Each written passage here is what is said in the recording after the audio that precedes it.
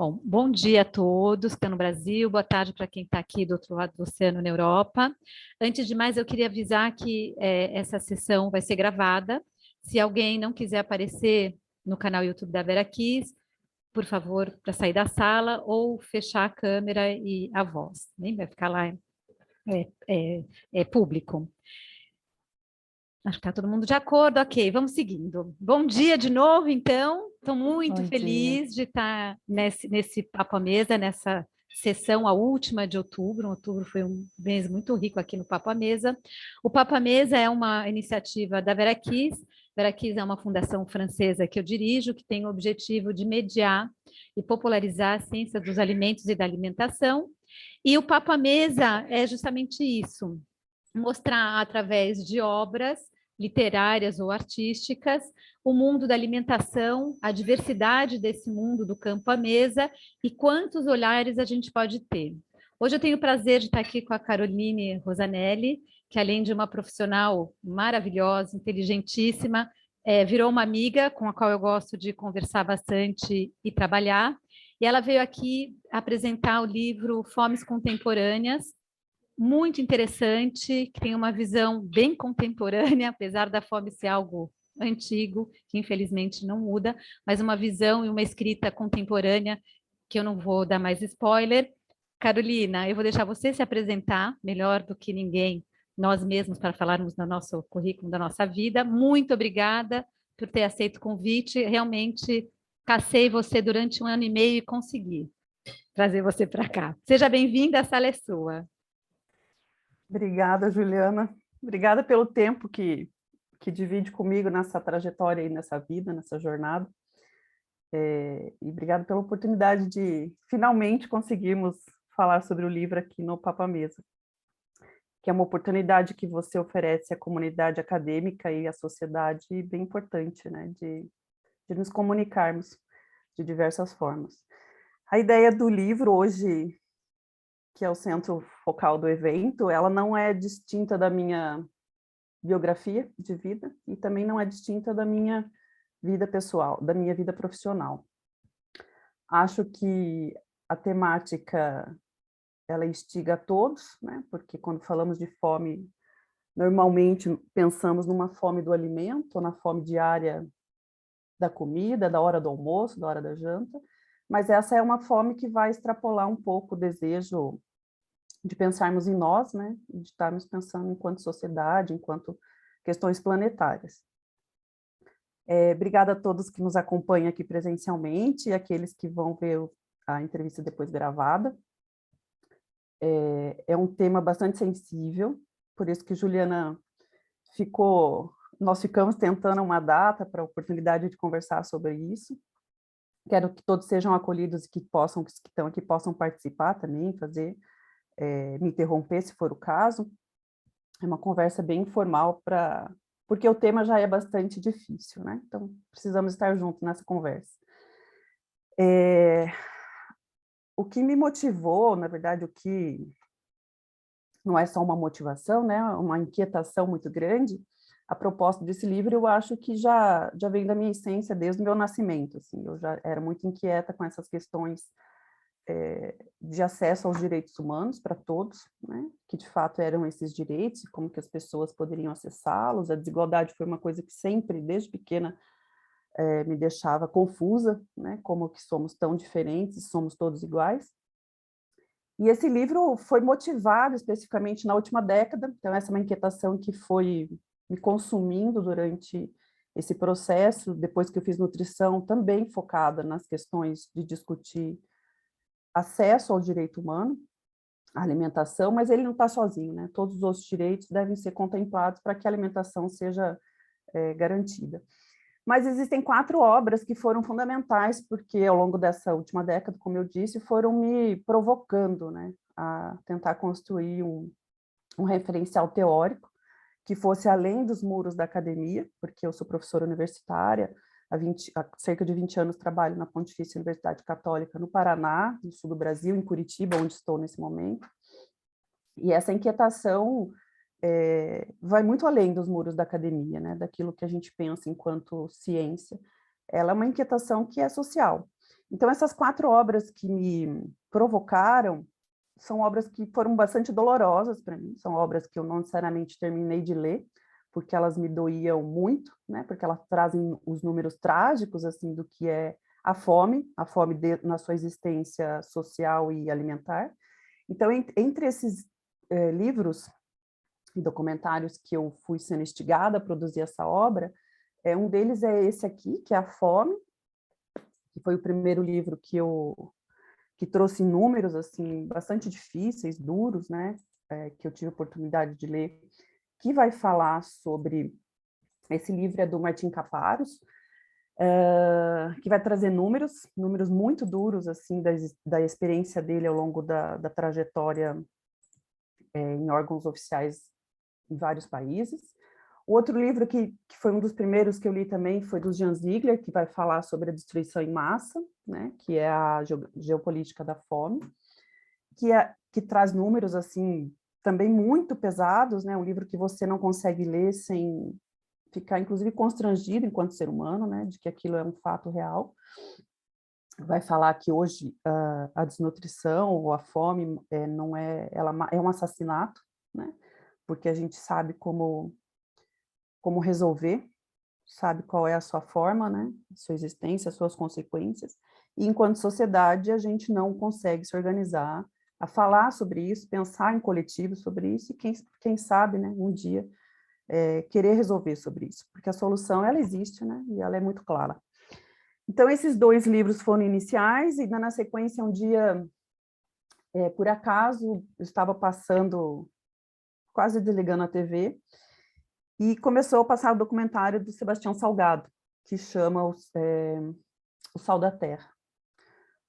E eu chorei durante o tempo todo, porque ele realmente, o Sebastião Salgado é um fotógrafo fantástico, brasileiro, que mora na França, que vive entre a França e o Brasil, que vai trazer da sua experiência como fotógrafo ao redor do mundo, né, das suas vivências em territórios e povos tradicionais também, a verdade, né? Então, a fotografia sempre me incomodou muito, porque ela é um registro, um congelamento da história, né?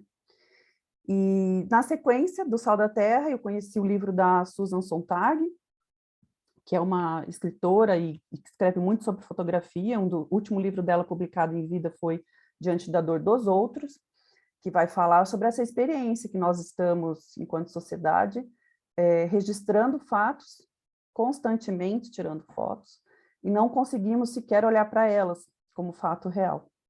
Então, tudo isso foi me incomodando demais, e eu precisava extrapolar o meu sofrimento mental, moral, e colocá-lo em prática num livro. Porque é a minha experiência quanto profissional, que eu preciso levar para a sociedade essa troca, essa fala, né, da voz daqueles realmente que estão sendo cada vez mais excluídos e invisíveis à sociedade.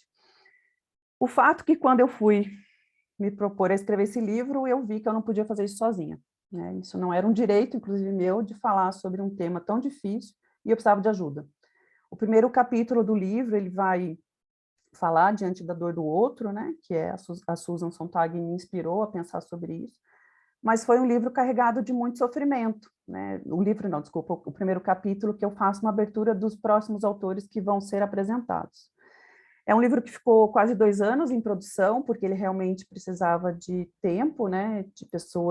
Eu precisava de pessoas sensíveis, muito sensíveis ao tema, né? Pessoas que conseguissem, junto comigo, extrapolar os muros mesmo da academia e que pudessem transpor, né? Que a gente pudesse provocar, na essência de cada um pequeno ainda movimento de mudança, né? Ou de reflexão, ou quem sabe, em breve, de transformação dessa sociedade.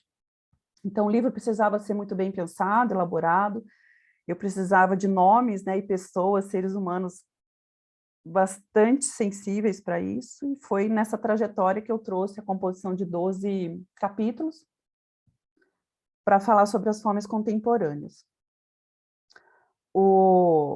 E a gente vê assim, que a primeira parte ele é dividido só em capítulos, mas a primeira parte dos capítulos ela vai trazer uma composição das fomes do alimento, sim, né, nas questões econômicas, estruturais, mas ela vai, ao longo da sequência da leitura, ela vai transpondo a outras fomes, né, que era minha grande inquietação também, que a fome do alimento, ela não é única, né? Nós podemos estar cercados de várias fomes ao mesmo tempo, que vão além da espiritualidade, uma fome moral, uma fome da estética, uma fome de espiritualidade.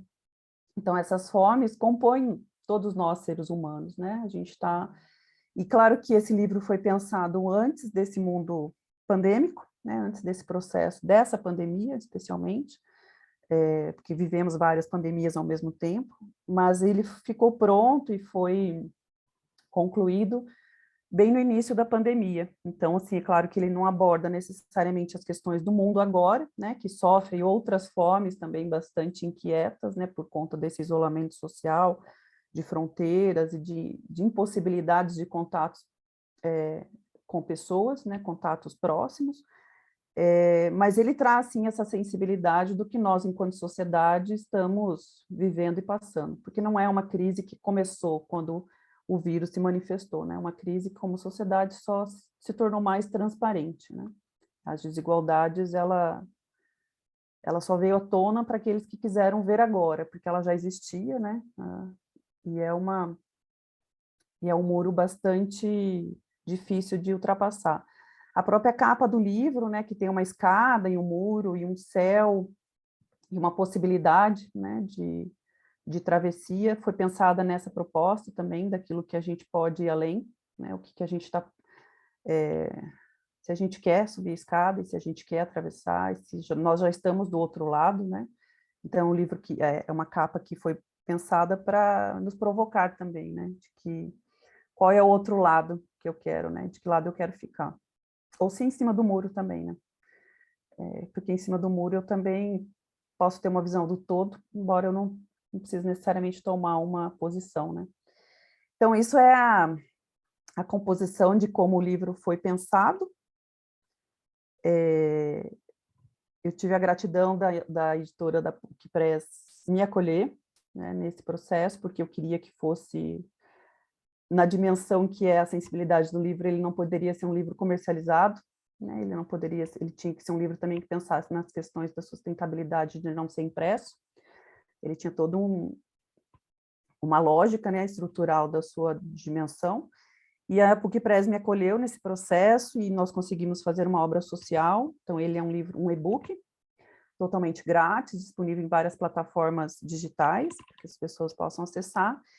E ele ficou pronto exatamente quando nós imaginávamos a quarentena, né? Nós imaginávamos aquela quarentena de 40 dias, no máximo, né? De que o mundo ia se salvar em 40 dias, né? E ele ficou pronto nesses primeiros 40 dias da pandemia. Também foi uma surpresa, assim, ele chegar, né? Ficar pronto, nascer, finalmente, nesse processo. E ele teve um número bastante importante e expressivo de acesso naquele processo, o que revela que a sociedade estava pronta para ele, né, naquele momento. As pessoas tinham muita curiosidade de saber aonde que estão, né, quais são as fomes contemporâneas.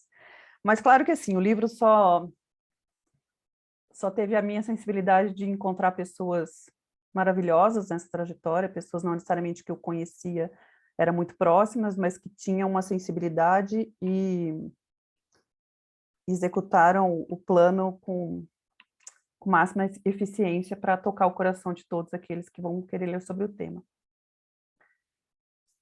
Se vocês quiserem, eu falo sobre os capítulos, posso fazer uma passada rápida sobre eles. Sim, Carol, faz. Eu já tenho um monte de anotação, mas faz sim, que é mais gostoso ouvir de você. Tá bem. O primeiro capítulo, então, ele é composto com um processo introdutório e provocador, né, dessa sensibilidade ao tema, que vai falar sobre Diante a Dor dos Outros, que é o meu primeiro, que é o capítulo que eu escrevi, para tentar também compor a sequência, né, dos autores que foram apresentando. Na sequência, a gente vai ter uma apresentação do professor Malaquias, da Maria da Graça e da Maria de Fátima, que são de Pernambuco, que vão falar sobre a fome global e paradoxos das fomes específicas. O professor Malaquias trabalhou sobre a sua trajetória de vida toda nas questões da desnutrição e dos micronutrientes na composição das fomes, né, no mundo, principalmente na região nordeste do Brasil. Na sequência, a gente vai ter o professor Nilson de Paula, que é um economista é muito sensível às questões, né, da fome e economia, que vai trazer sobre as questões do contraste da ordem neoliberal. Depois a gente vai poder debruçar sobre a leitura das reflexões e contradições sobre o comer na modernidade, da professora Annelise, que tem uma excelente formação na sensibilidade do comer e do indivíduo, é professora da UNB.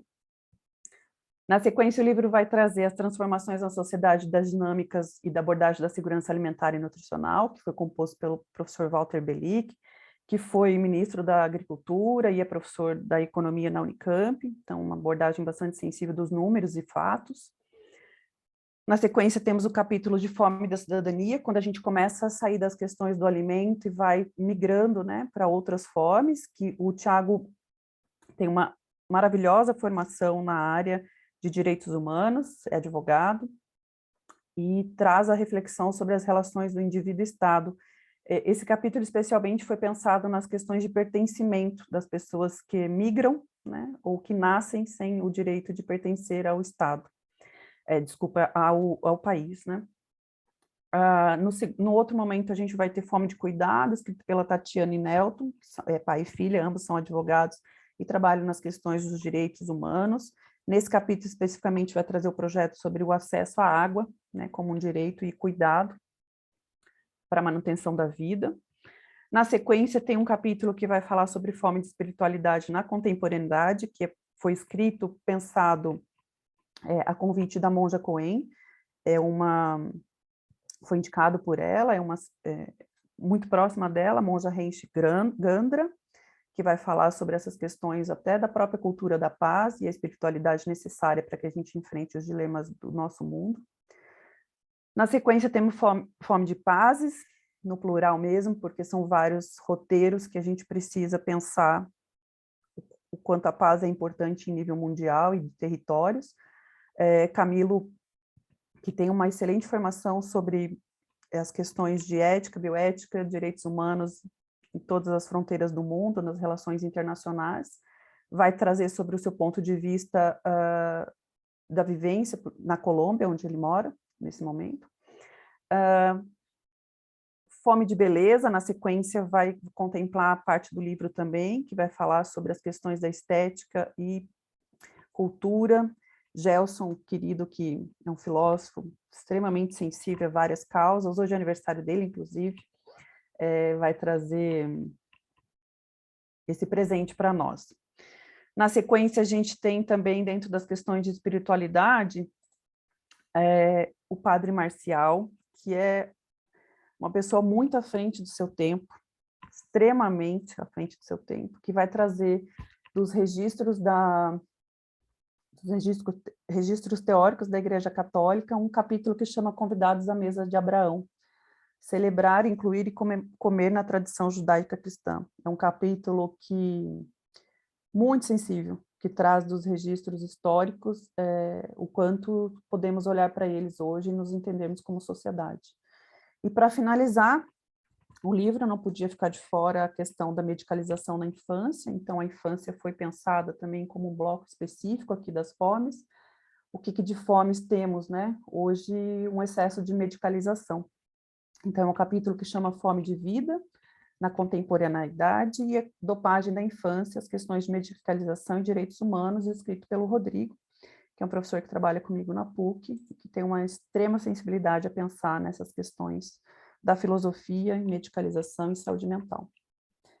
Essa é a composição geral do livro, acho que vale a pena, né, cada um poder olhar para os capítulos que lhe agradam também, né, não é uma leitura contínua, a gente pode migrar para vários capítulos de interesse.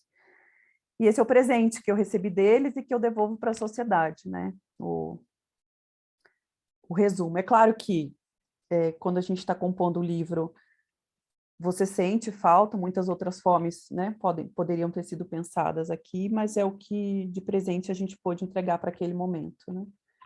Podemos pensar em outras fomes aí, que são constantes e para o futuro. É isso. Uma breve. Não, foi ótimo, ótimo. Se alguém quiser perguntar, eu vou só, assim, da leitura, algumas passagens, não sei, acho que ficaram, né? Eu acho que o que vocês colocaram muito bem logo no começo, a questão do coletivo e individual, essa dificuldade que nós humanos temos de viver o coletivo, de abraçar, de gerir e viver e transpirar o coletivo. Isso, isso é uma coisa que realmente não sei como é que vai ser no momento assim, né? Nesse momento quase pós-pandêmico, é triste a gente ver que apesar das dificuldades a gente não conseguiu viver coletivamente, nem a Europa conseguiu pensar numa saída coletiva. Então isso acho que é um paradigma triste da humanidade, mas que talvez a gente tenha que trabalhar a favor dessa coletividade. Depois, o que eu anotei aqui, fome não toca as pessoas no dia a dia, ela é oculta, mas como você comentou, é oculta, as pessoas, né, que se sentem estigmatizadas não querem mostrar isso, mas ao mesmo tempo a gente também não quer, é dolorido. É dolorido porque eu acho que tem muitas fomes que a gente talvez não consiga, porque a gente não tem coragem, não tem vontade de abrir mão de muitas coisas e muitos confortos e muita segurança. Então essa parte, depois tem a parte que é muito complicada quando a gente fala de fomes em países com guerra, fomes com problemas políticos muito mais graves que o do Brasil. E no meu caso me dá falta de ar, porque quando a gente vê muitos conflitos, principalmente na África, como é que fica, né? E sempre tem eu acho que, não sei se é do Felipe Sampaio que você conhece essa frase, ou de um outro autor, mas ele sempre comenta, se um marciano chegar na Terra, ele vai ver que a gente é louco, porque com tanta comida, como tem uns que comem, outros não comem. E a mim me dá uma certa revolta, eu falo, meu Deus, que tipo de ganância é essa? Que para ganhar alguma coisa eu não estou nem aí com o outro, né? Mas enfim, a fome é algo só para você, né, Carol? Eu fiz nutrição e a minha paixão sempre foi a fome, não paixão pela comida, mas assim, é algo que sempre me tocou. E o meu sonho, quando cheguei na faculdade, não existia mais, mas a minha vontade era participar do projeto Rondon e por que não ir para a África aprender e fazer alguma coisa. Mas a gente ainda pode. Bora. Mas a dificuldade de pensarmos no coletivo é que a gente acha que o problema está lá, né? E ele está aqui na minha rua o tempo todo, assim, o tempo todo, né? Eu me incomodo com isso, né? Quando eu paro o carro no sinal, quando eu não quero ver, né? Não quero poder ajudar. E eu aprendi, assim, diante de muita dor também, por isso que quis colocar o nome do capítulo Diante da Dor do Outro, né? Que é quando eu quero, Juliana, eu faço. Eu não só faço reflexões, eu faço mudança, né? E a gente não está pronto para ser agente transformador. A gente não está pronto para assumir as nossas responsabilidades. Enquanto sociedade, a gente se acumulou dos nossos problemas, das minhas, né? Eu até olho, né? Por que a fotografia me incomoda? Porque ela registra, e para sempre, o fato, né? E assim, a gente não consegue olhar para ela, porque o papel dela ela fez. Ela registrou, né? Ficou bonito, ficou feia, é só isso que a gente quer saber, se eu fiquei bem na foto. Mas é a foto do mundo que está sendo registrada. E nós, como história, como sociedade, a gente faliu. Eu tenho certeza disso. Enquanto sociedade global, não deu certo. O que a gente vai conseguir agora em pequenas transformações são nos pequenos coletivos. Eles sim já estão se organizando e aos nossos olhos, só que nem todos de nós queremos ver isso também, porque eu posso participar disso, né? Eu devo participar disso. Mas são transformações diárias necessárias. Então, o parar no sinal, assim, é o tempo todo, em qualquer país do mundo, onde a gente percebe a desigualdade. Ela existe, ela sempre existiu. Agora, ela talvez se torne mais visível, assim, por questões midiáticas de que a pandemia trouxe, né? Mas, como você disse, acho que a gente volta para o mundo pós-pandêmico quase igual ao mundo antes essa pandemia, quase igual. Eu não vejo transformações sociais, né, da sociedade. Eu vejo pequenas mudanças individuais, pequenas preocupações, né? Me constrange muito isso enquanto ser humano, né? Porque a gente não olha para o outro imaginando que eu sou o outro. Eu sou o outro, eu não sou eu e ele é ele, né? Por isso que quando é diante da dor do outro, é eu me colocando sendo o outro, não olhando para o outro, né? E aí esse movimento, né, de troca é quase que impraticável no nosso dia. Eu olho apenas, eu não sou aquilo, não sou aquele, né? Então A famosa Mas, empatia Juliana, que existe no é papel. carregado de muito sentimento de sofrimento isso, né? Não vai ser fácil para ninguém. E a gente vem de experiências, de histórias e de narrativas, biografias, também carregada de outras dores individuais. Então, o fato que se eu me apego a isso, eu perco a esperança. Né? Perco a esperança. E, assim, nesse processo pandêmico, foi a primeira vez em que eu me vi como ser humano, adulto, responsável, de que não sei quanto está valendo a pena. Né? Mas é claro que todo mundo se colocou diante desse questionamento, porque ficou difícil para todo mundo. Para quem já era difícil, foi insuportável. Né? Para a gente que vive a partir de grandes privilégios, né? Eu até falava com a Juliana, o fato da gente estar aqui é porque tem acesso à internet. O fato da gente estar aqui, né? Ou quem vai nos escutar no futuro, é porque tem acesso a privilégios. E não é sobre eles apenas que estamos falando, não é sobre nós, né? São sobre aqueles que sequer vão saber que têm direitos, são portadores de direitos. Nascem, crescem, morrem, sem sequer serem vistos, né? Sim, e né, a tal da empatia, que está muito bonita e ninguém usa, e essa questão, né, da pandemia, o coletivo, entre aspas, né, ficou tão nítido que as pessoas com privilégio, a única coisa que elas estão fazendo é migrando para o campo, que elas têm que se afastar, elas têm que voltar, pelo menos na Europa isso é um movimento migratório para sair das cidades, porque eu tenho que me afastar, eu tenho que me salvar de novo, né? Então ficou bem. Para mim foi um momento muito de desilusão da humanidade, porque eu pensei que, poxa, vamos embora, né? Agora vamos ligar no tranco e não rolou. Vamos ver o que vai acontecer. E não sei, a outra coisa Eu que eu. tive várias fases assim de que imaginárias, né? De que vai dar certo. Não, agora vai. Não, agora, né, fechou todo mundo em casa, vai ficar pensando, vai dar certo, né? E não deu, não deu. Queria até a participação do público que está aqui com a gente, que sei que são meninas sensíveis aí ao dilema. Não deu, não parece que não estou falando de nós, cidade, né, coletivo, não é nosso grupo. Eu falei, como sociedade, a gente não conseguiu entender o todo, né? Não conseguiu imaginar que uma política pública que deu certo em um lugar, que a vacinação era para todos, né? Não conseguiu, assim, eram políticas de enfrentamento coletivo, não era do meu município, da minha unidade de saúde, né, da minha moradia, né, do meu trabalho. Não era para todo mundo era o mesmo dilema. Né? Parece que assim, é um chamado para que a gente olhe, e nós não ouvimos. Sequer ouvimos, então não olhamos, e aí nada chamou atenção. Passei por ela, pronto, sobrevivi. Né? Muitos de nós morremos nesse processo. Morreram de verdade, né? Foram levados como vítimas e morremos como sociedade. O fato de estarmos aqui ainda reunidos, vivos, né, nessa sociedade, não nos diz que nós estamos vivos de fato. Né? Uma parte de mim com certeza morreu durante esse processo, porque é muito desafio, muita dor durante todos os dias. Não sei se as meninas querem participar do diálogo. Senão eu tenho mais, se alguém quiser falar, eu tenho mais aqui, a parte que você fala de Tenho falta de mais. informação. Tenho mais, tem o livro todo aqui anotado. Falta de informação ou né, você coloca falta de informação. E eu me questiono, falta de informação ou abuso dela? Eu acho Manipulação, que eu chamo de autoria fome, né? Fome de duvidosa. informação. É a fome, realmente. A gente até E uma tem boa acesso, mas informação, porque não é um informação alimento, né? Ela não nos alimenta de informação, ela contamina, como se eu fosse falar do alimento, é uma informação cheia de gordura trans, né? Cheia de agrotóxicos, é uma informação contaminada, né? Ela não é pura.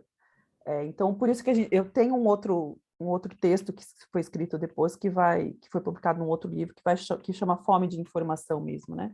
Nesse livro ele faz uma pequena provocação, mas fato que, para a gente falar numa pandemia em nível global, a gente está falando de uma mídia, de uma troca de informação em nível global, né? E ela chega para cada um do jeito que cada um quer receber também, né?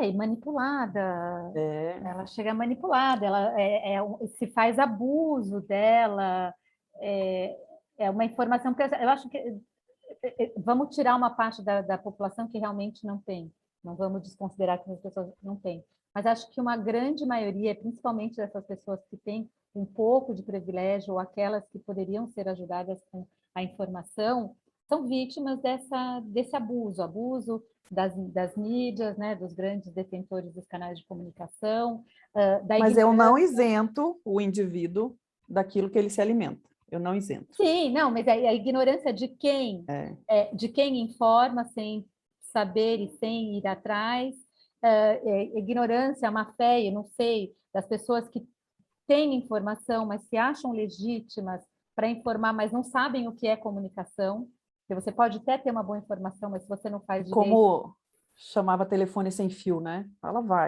vai numa velocidade 5G, né?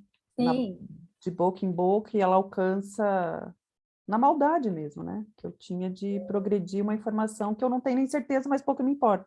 O que importa é que o meu volume de informação chegue, né? Eu produzi aquilo.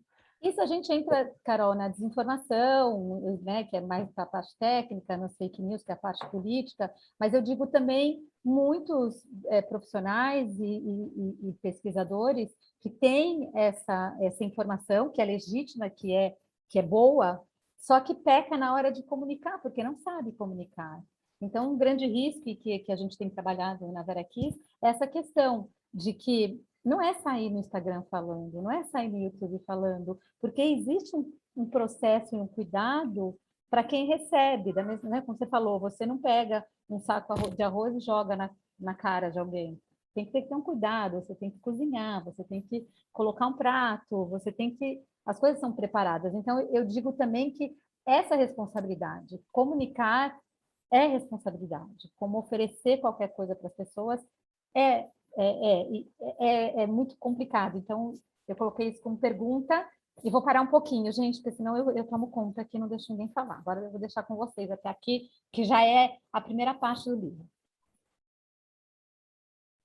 Bem-vinda, Ana Paula. Acho que não, acho que eles estão gostando da discussão. Vamos continuar. Oi, Carolzinha, bom dia. Aqui é Tudo bem bem? mais cedo, então não consegui acordar, mas tudo bem. Ana Paula está nos Estados Unidos. Então, puxa, é verdade. Bem-vinda. Bem-vinda. Aí a minha grande pergunta é que 2030, erradicação da fome, aí eu ponho uma grande, assim, uma grande ilusão, utopia, porque será que um dia a gente consegue isso? Acho que em vida não vamos ver isso. É a pergunta. Mesmo que a gente use toda a nossa capacidade fisiológica de vida, né? Que a gente dure aí o tempo que o ser humano hoje consegue progredir fisiologicamente, acho que não vamos ver isso. Infelizmente, assim, não é uma... 2030 é uma proposta dos estudiosos, né? Mas a gente sequer fala sobre isso. E para o processo de transformação temos várias outras escalas, né? A capa do livro é isso, pensando num futuro muito distante ainda, né? Muito distante. Acho que vamos vivenciar ainda outras pandemias, né? Mas a fome é uma pandemia viva e orgânica, né? Desde sempre. E para você ver, assim, ela não foi pensada, ela não quer ser olhada. Acho que a gente está entrando num conflito migratório muito sério de novo, né? Em nível global, muito sério em vários países, né? América Latina. Com a mudança do clima vai piorar? Porque as pessoas mudança climática, né? Então, as migrações relacionadas a isso, e a gente não consegue... Eu trabalho com um projeto bem lindo, assim, pensando nisso. Eu trabalho pouco, mas tem muita gente que trabalha muito, muito tempo, dedica o seu tempo de vida em relação a isso, e a gente não consegue ainda organizar as migrações básicas, né? Internas, talvez, né? A gente consegue o acolhimento em relação a isso. Recentemente, a gente fez um estudo sobre o que a gente chamava aqui no Brasil sobre os retirantes do Nordeste, né?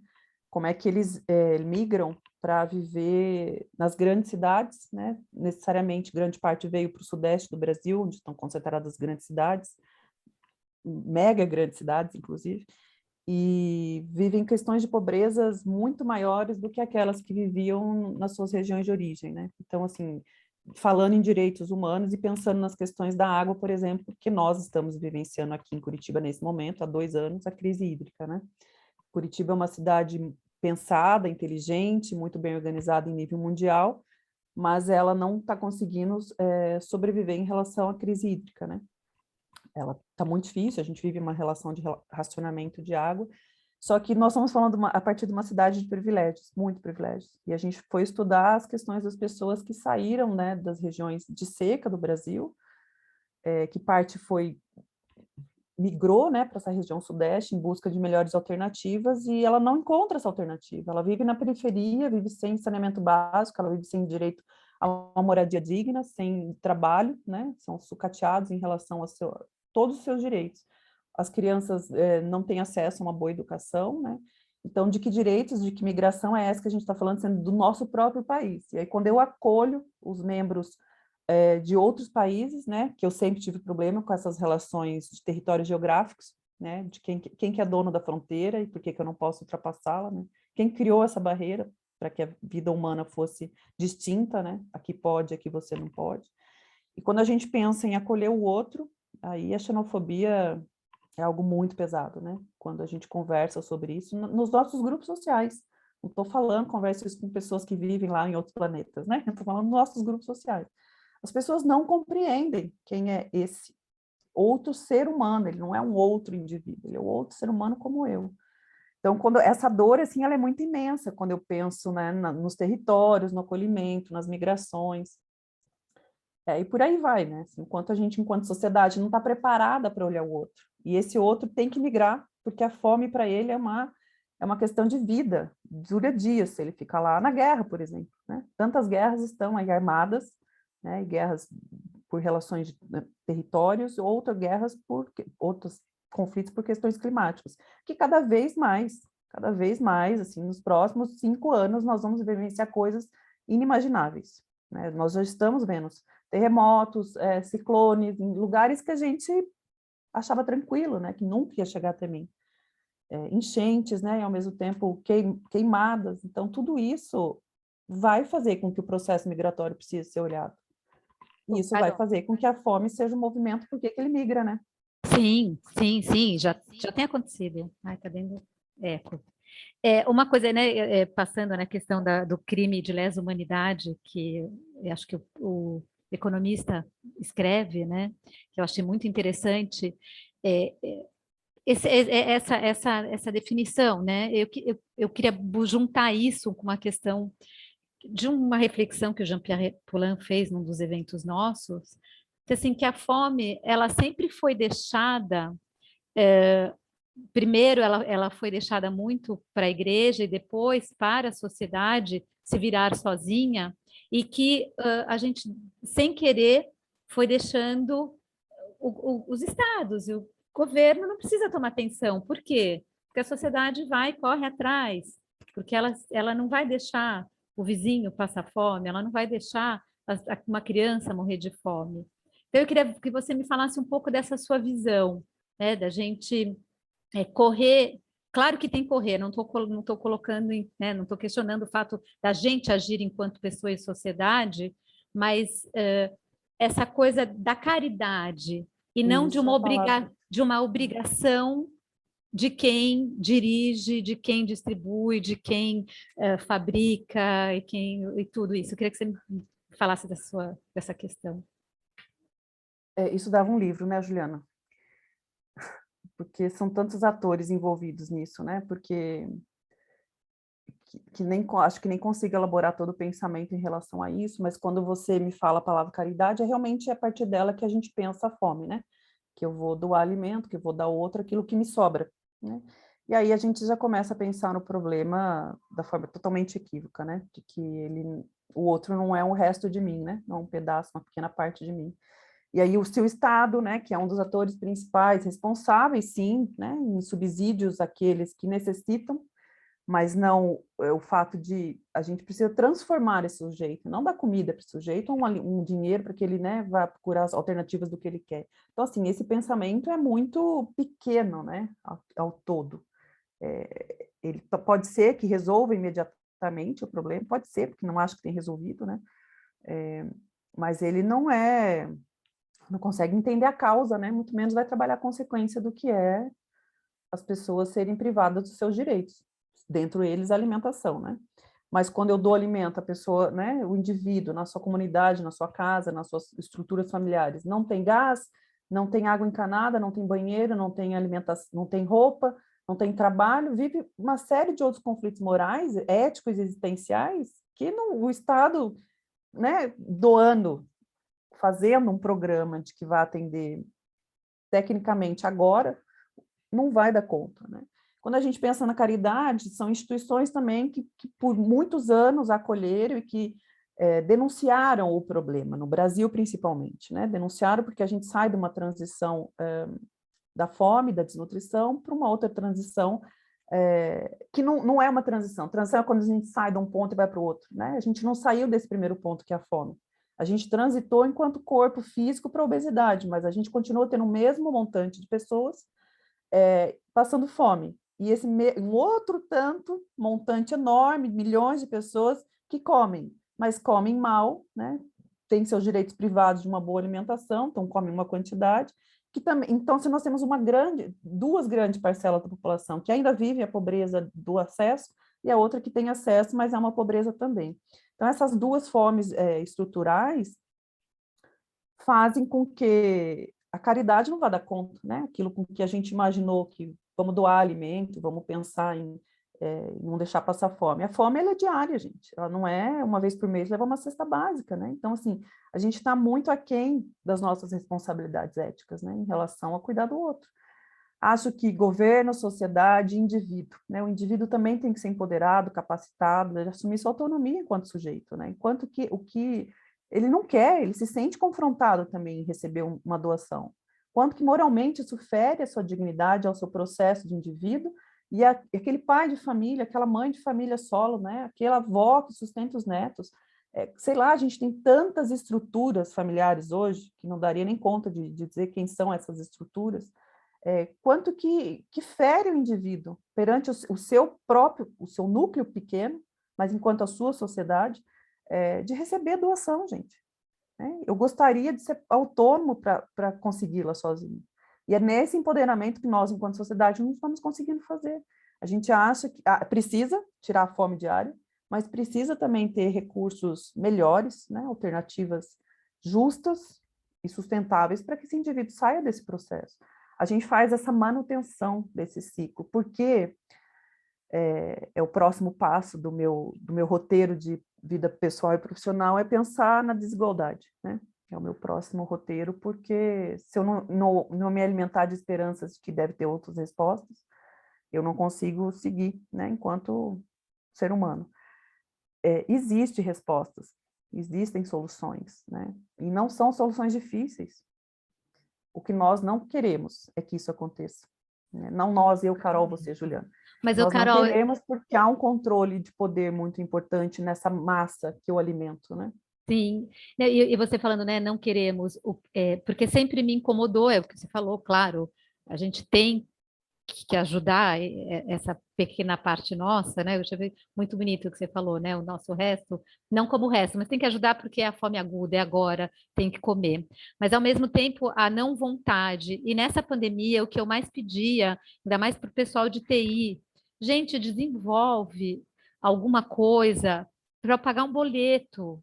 Eu queria pagar boleto, porque eu não queria dar dinheiro para uma associação comprar comida, porque sempre me incomodou essa coisa de que a cesta básica que eu decido o que a pessoa quer comer, o dinheiro que eu dou que eu decido o que ela quer, o que ela tem que pagar, porque eu decidi pela vida dela. E eu pedia muito, porque eu falava assim, eu queria que tivesse um banco, né, assim, uma plataforma com boletos, que fosse o tênis Nike da pessoa que ela não conseguiu pagar, que fosse a fivela da filha, não sei, ou a prestação da casa, o aluguel, mas é uma coisa que as pessoas tivessem autonomia para ter o boleto pago, mas que não fossem humilhadas pela decisão que eu quis, né? Sobrou banana, então você vai comer a banana que sobrou. Então, e assim, e eu coloco muito isso, não sei se eu fui muito maluca em pedir isso, se as pessoas não estão preparadas para ver, mas para mim é tão simples, não sei, era escanear, talvez seja dificílimo, mas eu vejo isso na não vontade de aceitar aquele indivíduo que não é porque ele não tem as mesmas condições que ele não pode tomar uma cervejinha no final de semana, sabe? Não é porque ele não tem as mesmas condições que ele não pode ter vontades que a gente entra também numa outra parte que vocês falam de mercado e publicidade, de ter vontades que a própria sociedade cria para ele. Né? Então, assim, é muito complicado, porque a gente cria nessa necessidade, mas a gente vem com uma visão muito A gente realmente normativa. cria, né? Cria essa Sim. necessidade. Eu me lembro, assim, de vários questionamentos que eu faço diários, assim, na formação moral do meu filho, né? Desse enfrentamento, assim. A gente vive um tempo em que o pessoal que passa na rua, né, recolhendo material reciclado, me dói muito isso. É um processo cada vez mais constante. Eles tiveram que ficar isolados por um tempo durante a pandemia, durante quase um ano, né? E esse tempo para eles é extremamente grave, né? Muito tempo, muita gente não conseguiu sobreviver a isso. E não ia morrer de coronavírus, ia morrer de outras coisas, né? Muito mais graves. E por que que eu tenho que dar o meu lixo para ele, né? Por que que eu tenho que dar aquilo que é descartado a ele? E eu discuto muito sobre isso, mas isso não é uma resposta, tá? Isso não é uma resposta à sociedade, não é uma provocação, é uma revolta minha, assim. Eu também não sei se é certo, mas eu prefiro dar em dinheiro, porque por que que ele tem que pegar, eu dou, né, também o material separado, mas por que que eu tenho que fazer ele pegar todo o material, limpar a cidade, né, fazer uma política quase que pública em relação a isso? Ele limpa o material daquilo que nós que podemos comprar, né, ele recolhe aquilo que sobra de nós, que podemos ter privilégios, e é uma trajetória bastante dura de conseguir vender esse material e de não receber quase nenhum retorno em relação a isso. Então, eu converso muito com meu filho sobre isso, assim, o quanto que nós podemos ajudá-los em relação a dinheiro também, para poder fazer o que você fala, ele possa pagar um boleto e se sentir digno de ter conseguido pagar a luz, a água, comprar o gás, escolher o que ele quer comprar no mercado, se é que ele pode entrar no mercado, né? Porque como eles andam pela rua, o mercado também não acolhe eles. Eu sempre conversava muito isso com meus alunos de formação e nutrição, que o mercado é um lugar muito cruel, porque ele é lotado de possibilidades de consumo, lotado, ele fica fechado durante a noite, como se fosse um cofre, né? E as pessoas que de fato precisam das coisas estão lá e elas não vão ter acesso a essas coisas, elas passam na frente, elas convivem com o que sobra, né, daquilo, e nunca vão ter acesso, elas não podem sequer entrar, né? Carol, agora Então, eu me assim, do que arrepiei, nós porque estamos falando? assim, me arrepiei porque eu olhei essa vitrine e me doeu, porque assim, gente, é comida e fica num cofre forte. Fica, e Olha só que quem tem terrível. direito e acesso vai comprá-lo. Então, assim, é uma sociedade muito perversa, Juliana. Por isso que não dá para falar e escrever sobre isso sem sofrer, né? Eu levei bastante tempo para conseguir colocar isso em papel, porque é o meu dever social, né? Enquanto profissional, é o que eu faço, é o que eu sei fazer, transformá-lo em palavras, mas enquanto sujeito eu sofro, né? Porque eu sei que aquilo é dor do outro, e ela não vai passar com a minha escrita.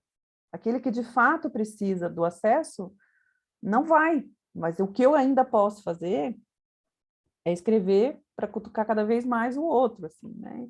E quem sabe juntos, daí a gente se encontra nessa trajetória de vida e possamos transformar um pequeno espaço. Não dá mais para pensar em transformações em grandes espaços, né? Não, esse negócio de grandes públicos não tem feito mais anestesias do que imersões de fato, né? Então nós somos aqui pequenas sociedades transformadoras, mas assim, é carregada de muita dor, gente. Não vamos falar que estamos, né, em êxtase, não, que está tudo lindo, que vai dar certo. É possível. Difícil. Eu vou passar outra coisa. Pessoal, vocês também têm, é para vocês participarem. A gente está monopolizando, mas abram o fone e falem. Eu quero ouvi-las. É. Quero ouvi-las. O que eu. Uma coisa assim, né? Que aí agora eu vou provocar, eu sei que eu vou contra a maré, mas a favor, acho que eu vou com o meu barquinho. Porque a gente, em alguns capítulos, aliás, todos muito bem escritos, mas em 2 capítulos foi questionada a questão de marketing, mercado e publicidade. E aí o que eu sempre comento é que assim, achar um culpado é muito fácil, como eu comentei agora mesmo. A própria sociedade cria necessidades que os profissionais de marketing vão aproveitar, né, e colocar aquilo à disposição da gente, e a publicidade ela vai só tornar público aquilo que, de uma certa maneira, a sociedade pediu, provocou, impôs, e ela está ali falando.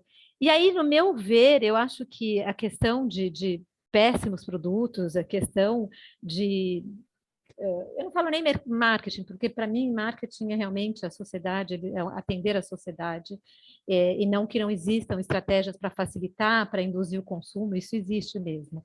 Mas eu falo ali de existirem maus produtos. E cadê, então, esse papel regulador do Estado? Cadê o papel regulador e cadê o papel de cientistas que trabalham mais ali de perto, de sair da academia e trabalhar isso de uma maneira, não sei se posso falar essa palavra, mas de uma maneira a serem ouvidos, e não sentar aqui do meu lado e ficar jogando pedra. Porque eu continuo falando, se existe, vamos, sei lá, um salgadinho de milho que não tem nada dentro e que tem muita publicidade e que tem um ponto de venda, etc., é porque alguém permitiu chegar até lá. Né? Em algum momento isso foi permitido. E depois uma outra coisa que eu questiono muito também é que a gente fala muito de publicidade, mas o mais perverso é o ponto de venda. E que às vezes para essas pessoas não está nem nesse cofre forte, como você falou. Está ali na esquininha, está ali. E eu comento muito, como é que num país meio americanizado, como é o Brasil, onde tem muita coisa que é permitida, como é que a gente vende Coca-Cola na farmácia? Como é que ponto de ônibus está cheio de coisa horrível? E é um momento que o quê? Que é um momento que, pô, estou voltando do trabalho. Eu acho que é aquela coisa de empatia. Não sei se as pessoas que criticam a publicidade não falam de pontos de vendas, já pegaram ônibus, eu já peguei muito ônibus. A gente está cansado. Qual é o primeiro conforto que tem na nossa frente? Aquele docinho de leite, aquela paçoquita maravilhosa. Eu estou no ponto do ônibus, tem a revista, eu vou lá ler a revista de fofoquinha, vejo a paçoquita. Que delícia. Estou na farmácia, estou com dor, estou de saco cheio, tem a Coca-Cola. Então, eu queria só provocar isso, porque eu acho que é muito simples falar acaba a publicidade. Não, acaba a publicidade, não. Acaba a produção de produto ruim, reorganiza tudo isso, repensa em pontos de venda, repensa em valor, repensa em preço. E terminando, que aí eu prometo, gente, que eu paro de falar, vou deixar a Carol e vocês. E só seguindo nessa questão de mercado, a questão de que a sociedade, não essas pessoas, porque elas têm que pensar nisso tudo, mas essa sociedade que hoje em dia só pensa em preço. Ninguém, e não falo dessas pessoas, tá? Falo de nós privilegiados que queremos tudo barato a qualquer custo. A gente criou, que eu coloquei aqui, desculpa, que vai ser um pouco preconceituoso, mas a mentalidade da China, né? Que é tudo barato, não importa a qualidade. Então, o que antes a gente gastava 70%, 80% do nosso rendimento com comida, hoje a gente gasta 20%, 30% e ainda não, e quer gastar menos. Isso é um exemplo que a gente dá para a sociedade toda e aceita. Pagar mais por um sapato do que por uma comida. Então, assim, deixo essa provocação, talvez você não concorde comigo, mas acho que a gente tem que. Meu fato é isso, é repensar nesse valor que a gente dá para a comida, principalmente porque se a gente paga barato lá na frente, alguém paga. Paga caro, e a gente sabe na questão, hoje todo mundo sabe que quem está pagando caro é o setor primário, e sem setor primário a gente não vai comer um dia, né? A Europa está vivendo uma crise que daqui a 10 anos a gente não vai ter mais agricultor. Ninguém quer mais fazer isso, porque tem sido horrível, né? Enfim, só joguei aqui um monte de coisa para te deixar mais maluca. Socorro. Eliane, você quer falar ou você quer que eu responda e depois você fala? Posso falar? Acho que é muita coisa, né, Juliana? Mas, de novo, eu vou voltar de que não há certo nem errado e que todos os atores devem conversar sobre isso, né? E esse diálogo, essa comunicação, que não é o papel só da mídia, né, ou da publicidade, ele não é feito, né? Então, a gente está sempre procurando o culpado, de fato, né? A indústria tem seu peso, ela desenvolve aquilo para que ela foi criada, né, em grande parte, mas ela, em alguns governos, em alguns movimentos aí sociais, ela própria financia, né, esse sistema. Mas, de novo, assim, não dá para responder sobre isso, mas que a gente pense ou repense sobre os atores, né? Eu compro essa informação também. Então, o quanto que eu estou preparado para a minha autonomia, né? De separar o que é... Eu leio, né? Eu quero me programar para... E, é claro, a história do ponto de ônibus, daquilo que está no ponto de venda, o Brasil, mas a gente não está falando só com o Brasil, aqui tem gente de outros lugares, né? E essa gravação vai chegar para todos os outros países também. Não adianta, assim, o governo ele é transitório, né? Ele passa, e a gente que promove eles. Então, assim, não adianta querer falar, as leis não estão prontas. O Brasil não está. E você fez me lembrar de uma coisa que eu nunca tinha passado por isso. Eu tentei publicar um artigo, que esse é meu papel, e ele foi recusado 7 vezes. Eu nunca passei isso na minha vida profissional, há 25 anos, porque ele falava sobre publicidade, e ele mostrava que, de fato, um alimento, as questões de... Foi um estudo feito com 600 alimentos no Brasil. O que ele, de fato, era de risco, né? Era alguma reflexão sobre isso, assim. Ele foi 7 vezes recusado até que eu desisti, porque hoje já esse alimento nem está no mercado, o mercado ele é muito dinâmico, né? Ele é muito rápido, eu quero novos produtos, embora o produto talvez seja até o mesmo, né? Porque não é um alimento, é um produto, é importante a gente pensar sobre isso. Ele está sempre sendo repaginado para que eu sempre pense que eu estou consumindo um novo, né? Porque eu sou um consumidor, eu quero ter acesso a coisas novas. Só que quanto mais eu progrido nesse sistema, né, o mais eu quero alavancar, estar sempre na última moda do consumo, menos eu coloco aquela pessoa que você quer pagar o tênis Nike, que não tinha condições de colocar o tênis Nike na sua rotina, foi induzida de que aquilo sim é fazer parte de uma sociedade, não é o que eu preciso, mas é como eu vou fazer parte dessa sociedade, eu posso ser inserido nela, eu posso frequentar a escola, eu posso pegar ônibus e ser reconhecido como sujeito, né? E a partir desse indivíduo, que eu quanto mais compro, menos ele vai ter acesso. Na pandemia, sim, a gente tem um recorte muito sério em relação a preço de alimentos. A Europa, em relação a acesso à terra, produção em terra, né? Porque tem menos terras do que o Brasil, terras plantadas, né? Produção agrícola. Mas o Brasil também deixa muito a desejar o seu produtor primário, né? É dele que a gente se alimenta, não é de mais ninguém. A indústria também se alimenta dele, porque ela também precisa da matéria-prima que vem de lá, e ela também transforma esse alimento para o ponto de venda. Então, assim, são muitos atores envolvidos, Juliana, no seu questionamento, que eu não vou conseguir nem, para não... Dá outro não alongar, livro. para alongar a questão, eu acho que, assim, não há o certo ou errado, a publicidade faz o seu papel para que ela veio, mas acho que ela ainda pode nos ajudar em relação, acho que ela é o caminho, nos ajudar em relação a esse diálogo de empoderar o sujeito. Ela não tem interesse nesse momento, mas acho que ela, como ferramenta, vai ajudar no futuro. Sim, aqui tem, já na França e entre os publicitários, tem, né, uma grande polêmica, porque alguns deles estão pedindo para que nas próprias publicidades venha uma alegação, né, não só de alimentos, mas uma alegação falando: consuma só se você precisar, não consuma muito, você não precisa consumir, etc. Então, eu acho que isso já é algo muito interessante dos próprios publicitários questionarem o papel deles. E aí a Eliane quer falar, Eliane, pode abrir, eu vou só colocar uma coisa assim, que eu sempre, isso é bem provocador para todo mundo, né? Mas uma coisa que eu falo para alguns alunos, para algumas pessoas, assim, se em certas regiões não há água potável, que é o papel do Estado, mas há bebidas gaseificadas, fechadas, que usou água potável daquele próprio país, aonde é que chega? Se quem produz água, aonde é que está o grande problema? De quem pagou para produzir ou de quem aceitou para deixar de dar água potável? Né? Então, assim, é só uma reflexão, uma... É muito maior, né, do que a gente possa dialogar aqui. É muito maior. Porque Onde está o poder, poderíamos de dizer... fato, que Não. sustenta esse sistema perverso, né? Sim, perverso. Desculpa, Eliane, vamos lá. Agora, ainda bem que eu vou parar de falar. Você, Eliane. Vamos, Eliane. Você leu o livro, né? Então, é óbvio que é importante essa tua fala, porque, olha, já eu vou ter que ler esse livro, com certeza, né? Já está aqui, já está na minha lista de prioridades, né? Mas assim, eu acho, eu estou vendo esse momento aqui como uma terapia em grupo, sabe?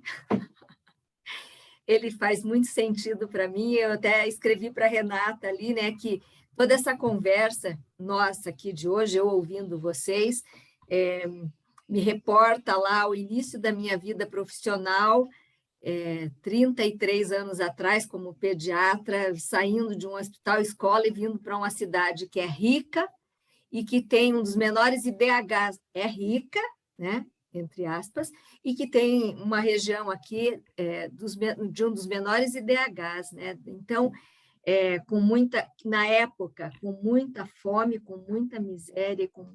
Então, essa questão permeou um período muito longo da minha vida profissional, e agora, 33 anos depois, eu dando aula para um curso de medicina aqui. Essa semana fui levar os meus alunos para encerrar o semestre, para fazer uma visita com um agente comunitário de saúde, para a gente ver a realidade da vida da paciente que nós tínhamos atendido, né?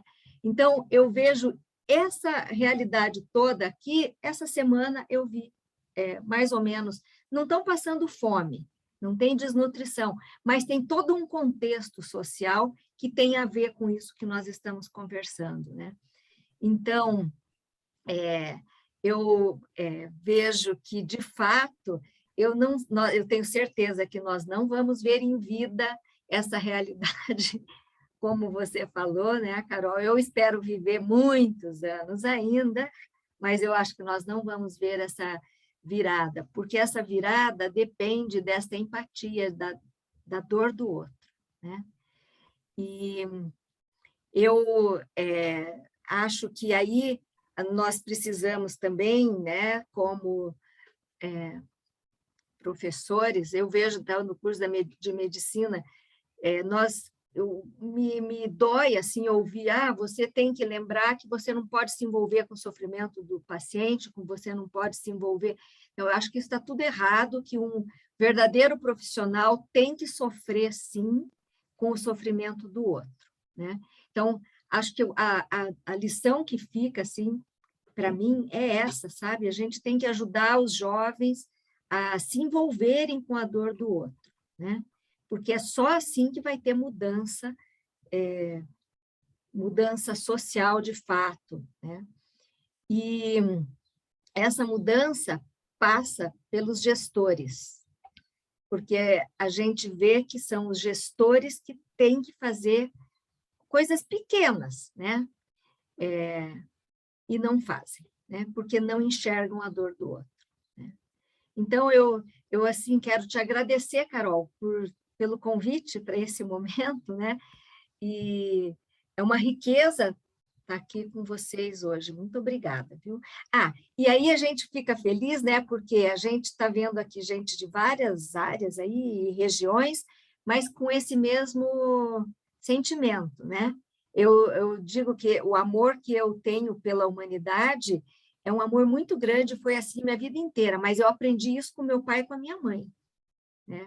Então, eu fico feliz de ver que a gente está aqui, essas pessoas, conversando sobre esse livro aí maravilhoso, mas todos com esse sentimento de amor à humanidade. Então, isso me dá, apesar de eu ter certeza que eu não vou ver essa mudança em vida, isso me dá esperança. Muito obrigada por esta oportunidade. Mas o baobá só sobrevive 6.000 anos porque ele foi uma semente, né?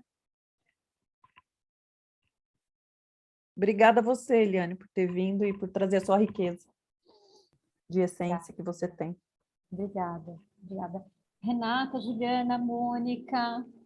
Sim, eu queria dizer alguma coisa. Vamos lá, Renata. Sim, esse é um dos temas que me deixa muito inquieta e angustiada também, porque, assim, não sei, agora ultimamente, especialmente vindo e voltando do trabalho, a gente vê sempre mais, já tinha, né, mas as pessoas no semáforo, as pessoas que vêm na nossa casa pedir alguma coisa, né?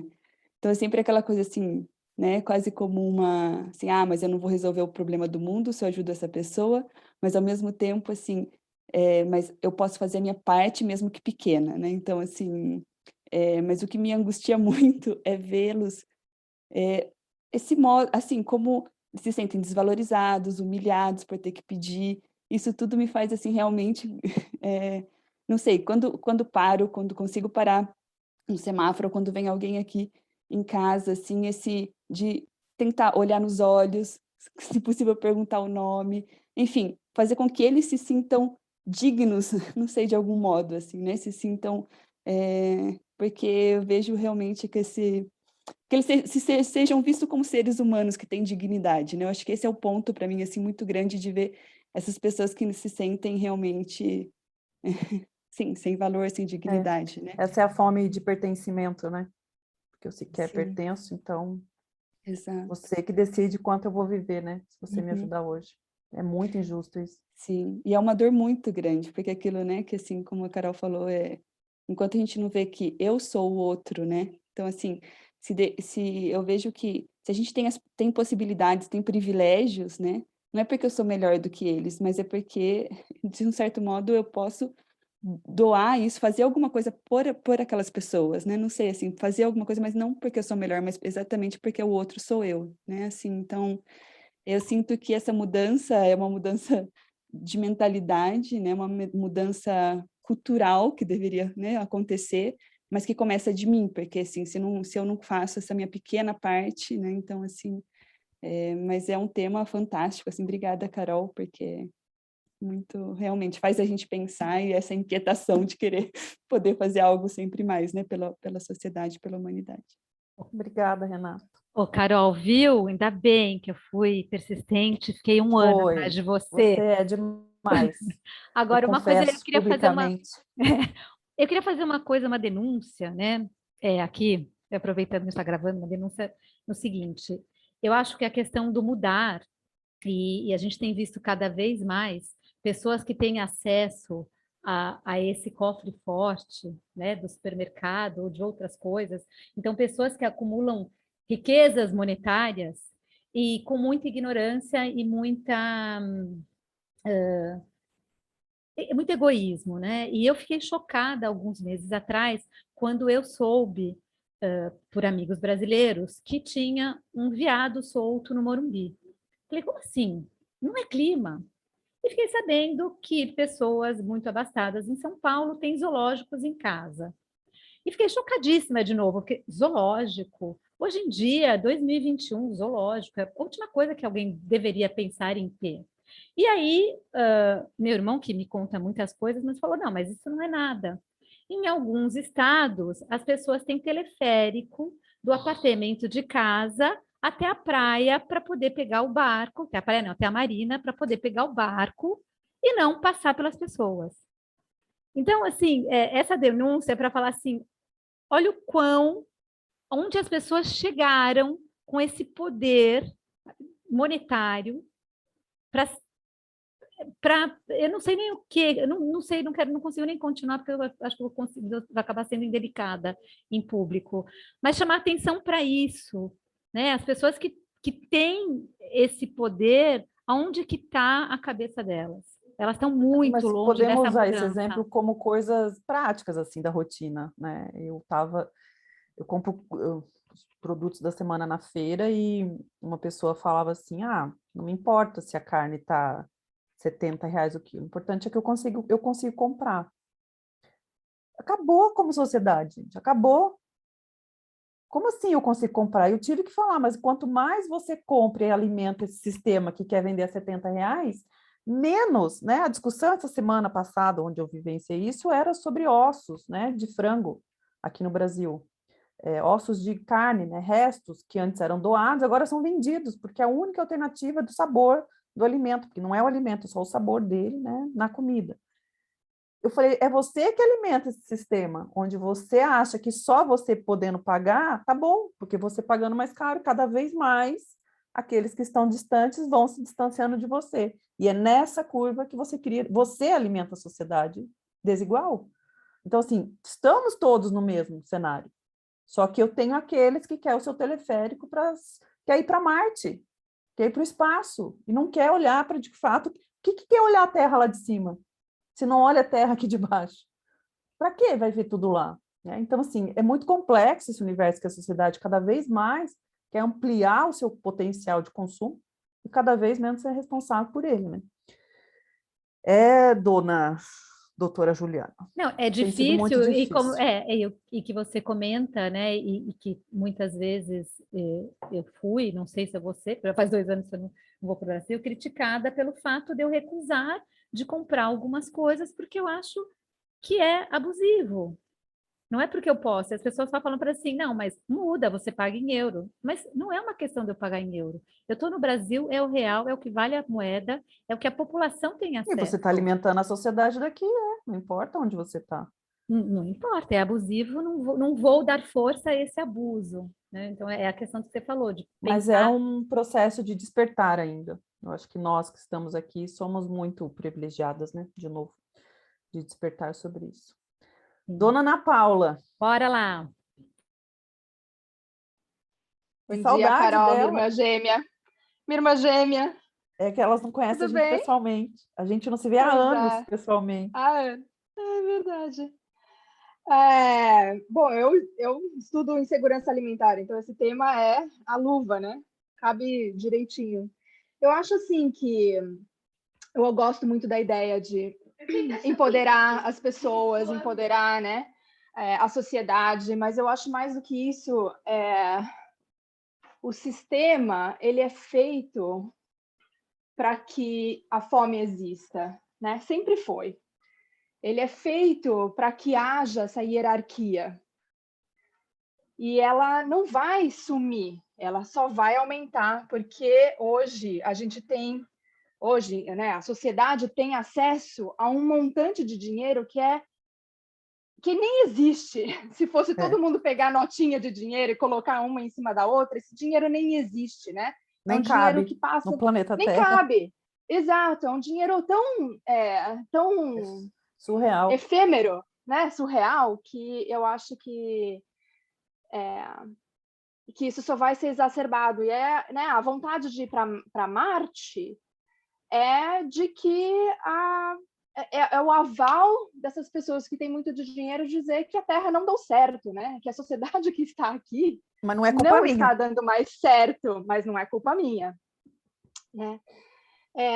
E hoje aqui a gente trabalha, né? Eu particularmente trabalho diretamente com a cobrança da classe política. Eu acho que pelo menos a minha trajetória né, de trabalhar um a um na nutrição e depois né, dar aula e empoderar certas pessoas né, que têm acesso à universidade e depois né, trabalhar com pesquisa, mas hoje eu vejo que para que eu possa ajudar a pessoa que está lá na ponta, eu tenho que cobrar a pessoa que está fazendo essas legislações, né? E que está sendo manipulada, acho que é uma palavra forte, mas é uma palavra real, manipulada por essas grandes fortunas, né? Que é as que fazem as grandes doações e as que pedem favores em troca, né? E os favores vão desde a agricultura, né? Da parte da agricultura, que são os grandes monopólios da agricultura em todos os países, principalmente aqui nos Estados Unidos, e até a gente estava fazendo a Indústria regulagem farmacêutica nem se fale, né? indústria farmacêutica de alimentos, Drogas, armas. propaganda, entendeu? Então, é uma coisa que se alimenta, né? Então, o sistema de saúde, né? Então, você tem o favor lá do alimento, o alimento que você coloca no mercado, porque ele é mais barato, e esse alimento, então, ele gera uma doença que gera um custo, que gera muito lucro, né? Então, é aquela roda viva que não tem começo e não tem fim hoje mais, né? A gente não sabe aonde que ela começa, aonde que ela termina. Ela faz parte do sistema. E então a gente tem feito parcerias unitárias com quem faz essas legislações para quebrar esse ciclo. E é só assim, né? Lógico que tudo isso com pesquisa científica, né? A gente não está deixando de lado a importância, porque eu acho que só com dados é que você convence as pessoas de que é importante que as pessoas não passem fome, né? Basicamente. Mas então a gente usa a pesquisa científica como foco central de mudanças necessárias. Nos conte onde E você está trabalhando hoje. Eu trabalho numa organização que chama Children's Health Watch. A gente coleta dados em 5 cidades aqui dos Estados Unidos e transforma esses dados em publicações, e essas publicações a gente leva, então, para Casa Branca, ou aqui, que eu estou no estado de Massachusetts, ou para State House aqui da cidade, e a gente então empodera os políticos, né, de agora, para poderem entender o quão nocivo é a falta de recursos financeiros para grande parte da população. Porque a gente está falando de fome, mas quem passa fome não passa fome sozinho, né? Ela tem um problema que ela não consegue pagar o gás, ela não consegue pagar a comida também, ela não consegue pagar o aluguel, e ela não consegue pagar a escola, e ela não consegue pagar transporte, e ela não consegue pagar vestimenta, e tudo Nem isso... o medicamento para dar conta da saúde mental, né? Exatamente, né? E o estresse que virou hoje, né, que está na cabeça de todo mundo, né, de que o estresse, por causa da pandemia, né, às vezes acerbou todos esses problemas, mas a gente convive com estresse diário, né, e ele muda muito a bioquímica do organismo, né. Mas então essa organização ela faz isso, ela faz desde a coleta de dados da ponta até o empoderamento das políticas públicas, né? E a gente já teve a sorte de mudar muito a política pública. E agora eu tenho investido muito tempo em mobilidade econômica. Eu acho que essa é a chavinha do futuro. É o que a gente estava falando, né? A caridade ela tem o desserviço hoje em dia, ela não tem mais aquela unidade de ajudar, né?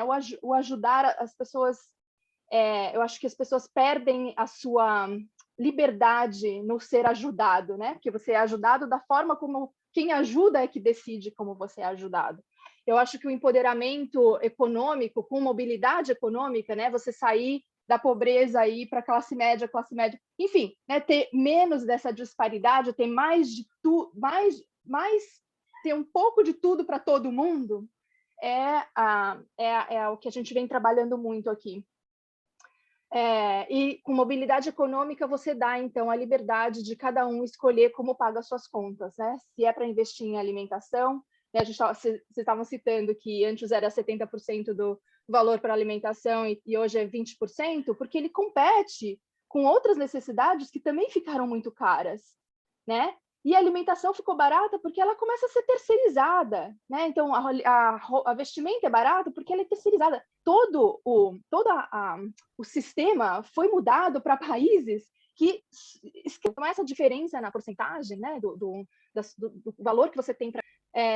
ela mudou por essa, né? Pela retirada da possibilidade de você ter um trabalho digno perto da casa onde você mora, né? Não tem mais. Esses trabalhos eles foram todos migrados para outros lugares, onde as pessoas são extremamente exploradas. Ô, Ana, né? Então, oi. Eu vou ser a chata, mas eu já... Carol, depois você me passa o contato da Ana, que ela vai ter que participar do Papo à Mesa. Vai ser outra que eu vou puxar, porque a reflexão está maravilhosa, maravilhosa. Tô aqui babando, fui ver seu CV. Eu fui, como é que fala? Fiz antes de você, mas eu fiz a mesma formação que você na Unifesp, em saúde materno-infantil. Muito legal, se cruzou aqui agora. Gente, obrigada. Eu não queria te cortar, mas realmente o tempo, esse maldito que nós mesmos humanos inventamos, né? A gente vai ter que usar.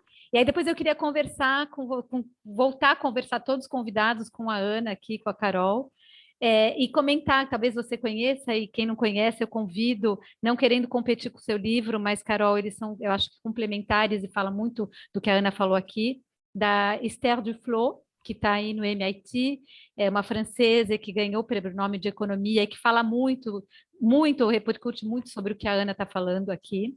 Ela fala muito de como as pessoas pobres têm que se virar e como nós lá de cima imaginamos coisas para elas. Queria comentar aqui também de um livro, Maria alguma coisa, lá da UFBA, que chama Fome Oculta, e que fez uma análise, um estudo semiótico da fome na favela do Pelô. Bárbaro, deixo aqui para vocês como referência. E eu estou procurando aqui, não estou achando, mas tem um livro de um indiano que conta, é um romanceado, e que é, Carol, de chorar, não sei se você já leu, se alguém já leu, mas é de chorar, eu estou lendo e está muito difícil, que fala de uma população que mora do lado do aeroporto de Bombay, não sei como a gente fala em português, e que eles são catadores de lixo. E assim, de morrer também, gente. E terminando essas dicas, eu queria, Carol, que você finalizasse aqui para a gente, dessas suas palavras finais. Foi maravilhoso e vamos ter que voltar a falar nisso. Obrigada, Ana. isso. Obrigada a todos. E Acho que vamos ter que voltar a falar nisso, não tem um final, é sempre um recomeço, né, para que a gente possa se reconectar ao outro, para poder encontrar esperança e soluções de sementes, né? Se é que nós vamos ver as árvores florescerem, mas que vamos deixar sementes aí importantes. Todas vocês são lindas e especiais, tá? Obrigado pelo tempo, pela presença. E aqueles que vão nos ouvir no futuro, que possam ser sementes também importantes para essa nova floresta. Obrigada, Mônica, Juliana. fica para a próxima. A Mônica foi a única que não falou, mas fica para a próxima, Mônica. Desculpa, Mônica. Obrigada, pessoal. Obrigada. Carol, muito obrigada, foi lindo.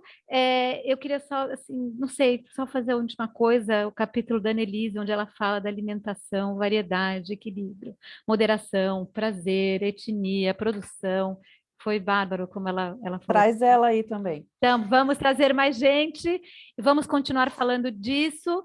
E acho que sim, eu vou voltar. Ontem eu fui abri um evento e fui a velhinha do Restelo aqui em Portugal. Isso quer dizer uma pessoa que reclama e que vê o mundo negro. Eu não sou assim, sou uma pessoa muito positiva, mas eu vou terminar falando que, Carol, isso do cofre forte, cada vez que eu passar numa vitrine de supermercado, não vai sair mais de mim. E me tocou, me doeu, mas eu achei Mas é necessário. uma metáfora maravilhosa, que fique isso, mas que sim, que criemos grupos cada vez para falar, mas de forma inteligente, como a gente fez hoje sobre a fome, e não Obrigada. não de forma superficial. Amei. Obrigada a todos vocês. Eu que agradeço. Obrigada, meninas. Tchau. Beijo.